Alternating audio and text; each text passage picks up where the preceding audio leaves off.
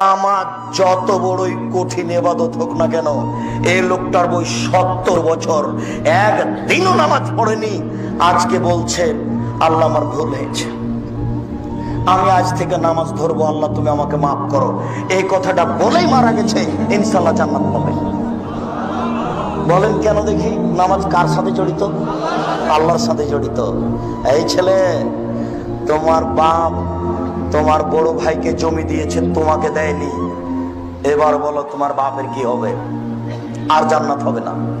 শুনুন, বাংলাদেশের নোংরা নীতি, প্রায় পরিবারে তোমার বাপের 90 শতক জমি, তুমি আর তোমার 2টা বোন, বা তুমি আর তোমার 1টা বোন, বলো তো তোমার বাপ মরার পরে 60 শতক নিবা তুমি, আর 30 শতক নিবে তোমার বোন। তো এই 30 শতক কি তোমার কাছে একদিন থাকা